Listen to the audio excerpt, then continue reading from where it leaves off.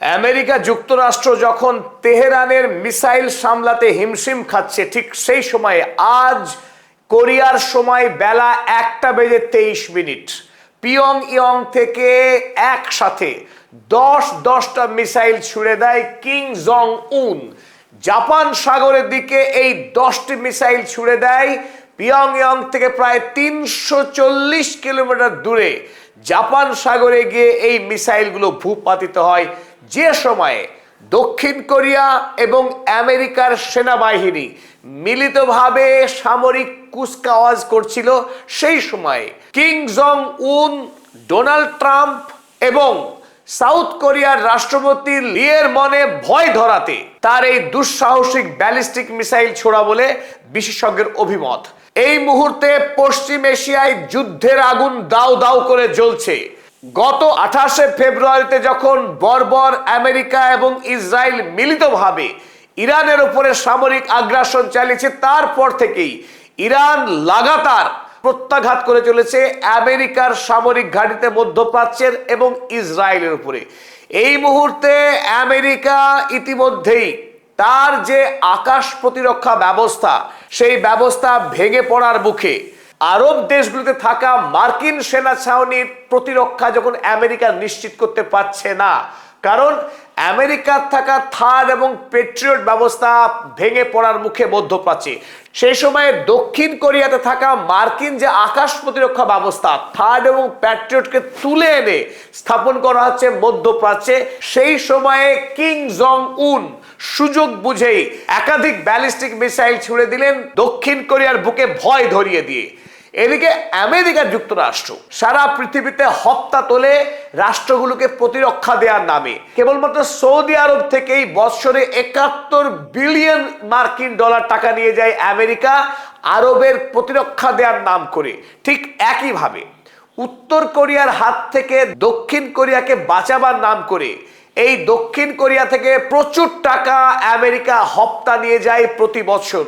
অথচ যখন উত্তর কোরিয়া পারমাণবিক শক্তিধর রাষ্ট্র এবং দক্ষিণ কোরিয়ার প্রতি খড়গহস্ত, মাঝে মাঝে মিসাইল ছুড়ে দক্ষিণ কোরিয়ার প্রতি ক্রোধ বর্ষণ করে যে কিম জং উন, সেই রাষ্ট্র থেকে নিরাপত্তা ব্যবস্থা তুলে নিয়ে চলে আসছে আমেরিকা দক্ষিণ কোরিয়াকে সম্পূর্ণ ভালনারেবল করে। সাম্প্রতিক সময়ে কিম জং উন সামরিক শক্তি বৃদ্ধিতে দারুণভাবে নজর দিয়েছে। গত সপ্তাহেই উত্তর কোরিয়া সমুদ্রে নতুন ভাসিয়েছে তার একটি শক্তিশালী মিসাইল গাইডেড ডেস্ট্রয়ার। এই 5000 টন ওজন বিশিষ্ট গাইডেড ডেস্ট্রয়ার থেকে একটি নিউক্লিয়ার ওয়ারহেড বহনকারী ক্রুজ মিসাইল ছুড়ে দিয়েছিল গত সপ্তাহেই।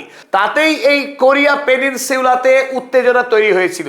আর আজ নতুন করে 10টি ব্যালিস্টিক মিসাইল ছোড়ার পর এই মুহূর্তে দক্ষিণ কোরিয়া এবং জাপান, এই দুই দেশের মধ্যেই নতুন করে মারাত্মক ভীতির সঞ্চার হয়েছে।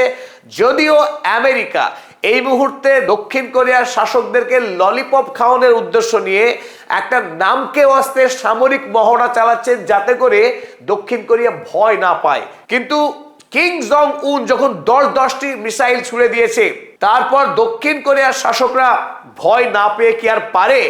এই মুহূর্তে ডোনাল্ড ট্রাম্পের শরণ নিচ্ছেন প্রেসিডেন্ট লি।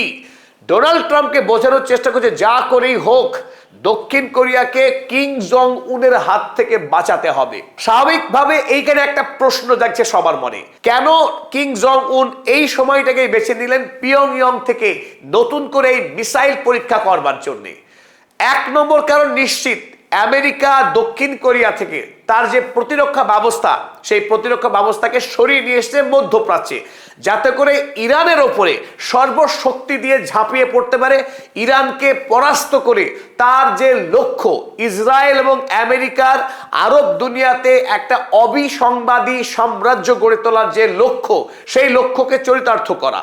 আর এই সুযোগেই যখন দক্ষিণ কোরিয়ার প্রতিরক্ষা ব্যবস্থা ঢিলে ঢালা, দুর্বল, উত্তর কোরিয়া নতুন করে তার পেশি আস্ফালন করে দেখিয়ে দিচ্ছে যে নর্থ কোরিয়াকে ভুল ভাবলে ডোনাল্ড ট্রাম্প বা দক্ষিণ কোরিয়া ভুল করবে।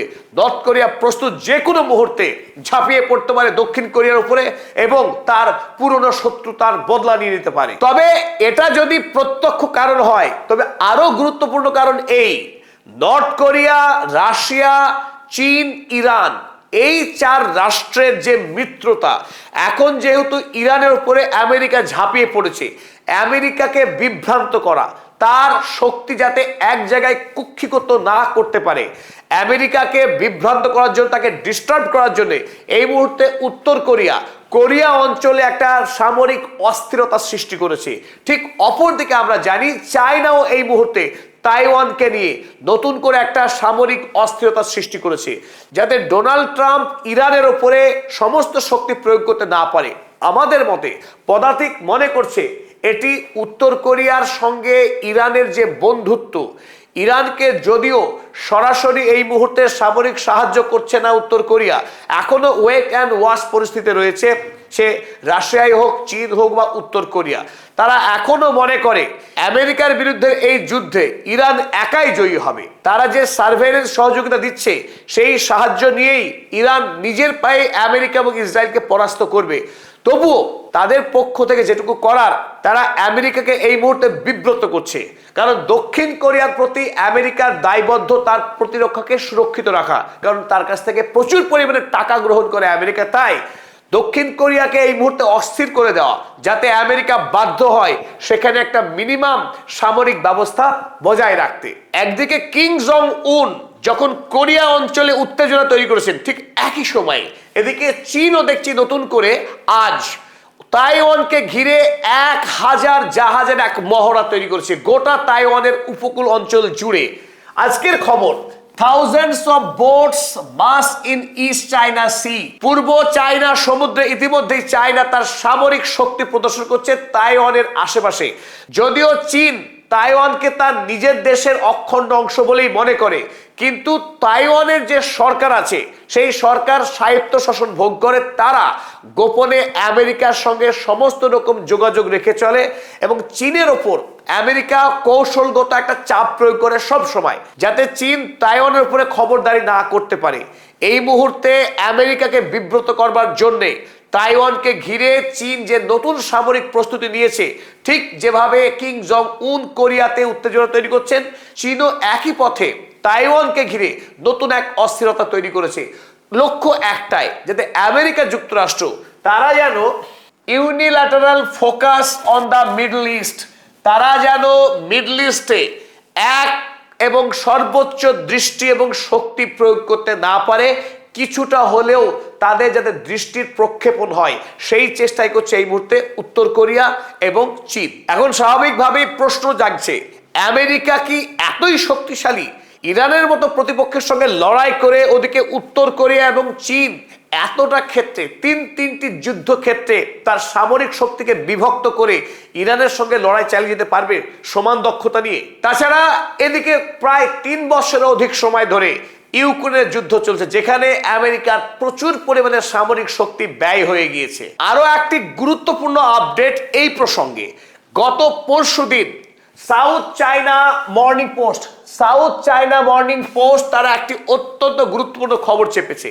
ইরান এই মুহূর্তে তার ইউরেনিয়াম এনরিচমেন্ট প্রকল্প সম্পন্ন করতে না পারার কারণে যে দুঃসাহসের সঙ্গে ইসরায়েল এবং আমেরিকা তাকে আক্রমণ করেছে, আগামী দিনে ইরানে যাতে আর কোনো শক্তি আক্রমণ করার সাহস না পায়, সেই প্রেক্ষিতে এখন মুজতবা খামেনেই তিনি চাইছেন ইরানকে পারমাণবিক শক্তিধর রাষ্ট্রে পরিণত করা। আর এই কাজে ইরানকে সাহায্যের হাত বাড়ানোর জন্য সব থেকে উপযুক্ত বন্ধু হলেন কিং জং উন।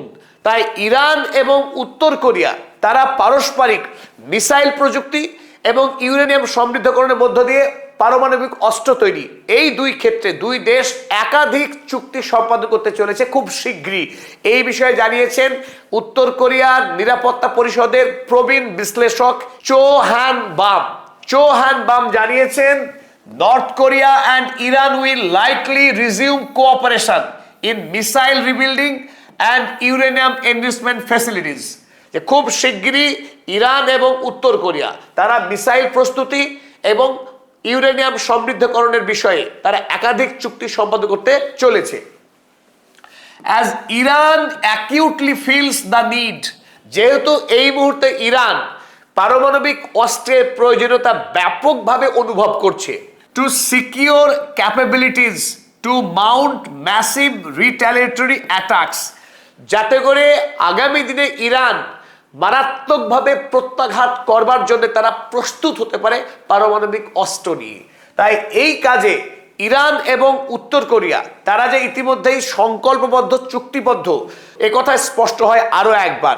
তাই যখন কিম জং উন নতুন করে কোরিয়া অঞ্চলে ব্যালিস্টিক মিসাইল ছুড়ে যে উত্তেজনা তৈরি করলেন, তার প্রভাব কিন্তু নিছক কোরিয়ার মধ্যেই সীমাবদ্ধ নয়। আমরা এও জানি যে ডোনাল্ড ট্রাম্প ইতিমধ্যে একাধিকবার কিম জং উনের সঙ্গে সাক্ষাৎ করার প্রস্তাব দিয়েছেন, যদিও এই বিষয়ে কিম জং উন মুখ খোলেননি। সম্প্রতি কিম জং উন জানিয়েছেন ডোনাল্ড ট্রাম্প যদি উত্তর কোরিয়াকে পারমাণবিক শক্তিধর রাষ্ট্রের স্বীকৃতি দেয় সরকারিভাবে, তবেই তিনি আলোচনায় বসতে প্রস্তুত, অন্যথা না। পদাতিকের পক্ষে আমি অধ্যাপক আব্দুল হালিম। যদি আমাদের নিবেদন ভালো লাগে, পদাতিক চ্যানেল সাবস্ক্রাইব করুন, লাইক, শেয়ার, কমেন্ট করুন, এবং যদি আপনারা এই স্বাধীন সাংবাদিকতাকে সমর্থন করতে চান, সাহায্য করতে চান, জয়েন বাটনে ক্লিক করুন এবং আমাদের মেম্বার হয়ে যান।